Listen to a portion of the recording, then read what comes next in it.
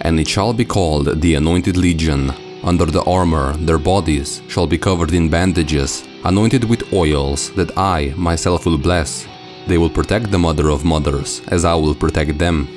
These were the exact words said by His Holiness Escribar as the Anointed Legion was created to serve the high heavens and the great church of the Mother of Mothers. The Anointed Legion, full of knights and warriors, were raised to guard, protect, and spread the word of His Holiness, while also indulging in fights against heretics and enemies that would oppose the great church, such as the Penitent One and his Brotherhood of the Silent Sorrow. The soldiers wear prestigious silver armor and a necklace around their necks, both of which have masks engraved on top of them that look very similar to the one worn by the true form of His Holiness.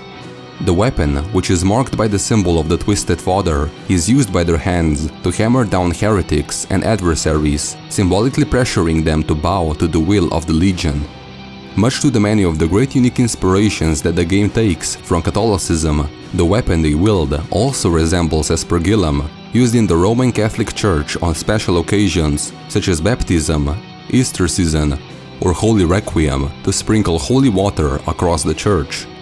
Maybe due to the nature of the anointing oil that was blessed by His Holiness through the miracle, or just by pure determination, every member of the Anointed Legion is able to perform powerful miracles, such as harnessing the power of lightning and using it against its enemies.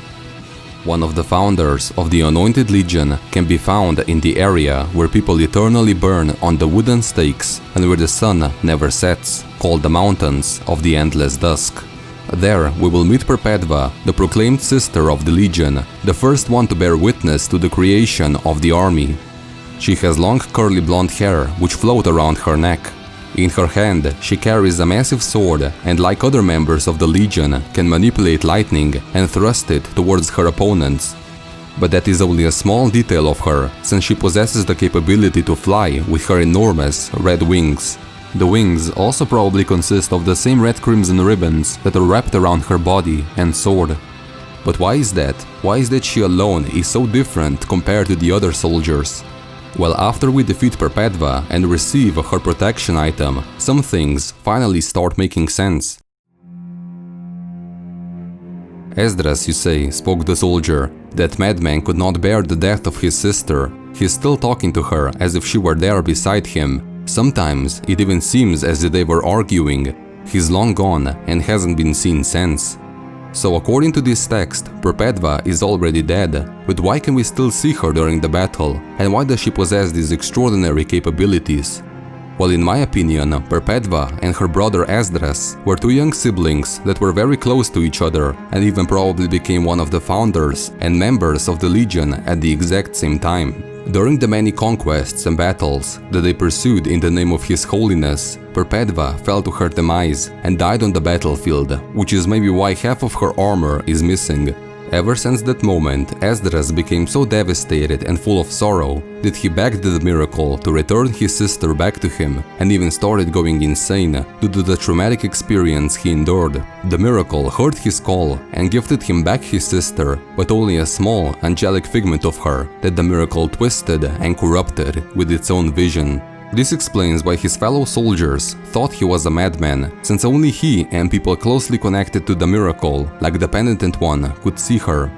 But he is the only one that can actually talk to her, because most likely they're spiritually connected, and in the end, she's only his personal delusion, driving him further into madness and suffering.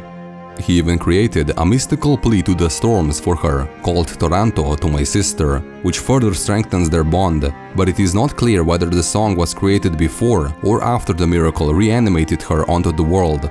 The chant goes like this: "Sister of mine, don't leave me, for I carry you in my breast and in my heart. Sister of mine, don't leave me bleeding, for I carry you in my chest and in my blood. Sister of mine, don't leave me in silence, for I carry you in my bosom and in my song." At the beginning, we can even hear his tragic ramblings multiple times throughout the game, when he confronts us, warning his sister that the destined encounter will soon come between him and the Penitent One. In these encounters, he sadly also mentions multiple times that he doesn't need her protection, suggesting that he constantly lived in her shadow and that she was his only guardian that protected and helped him through his life, which makes the story even more tragic. Indeed, sister of mine, our encounter is approaching. The miracle will protect me. I do not need your protection this time. Leave me alone.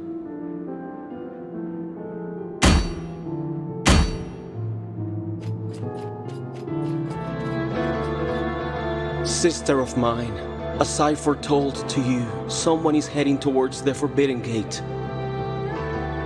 Someone who seeks the purge and excommunication of all that is sacred and rests there. No, do not place your doubts on me. I am ready.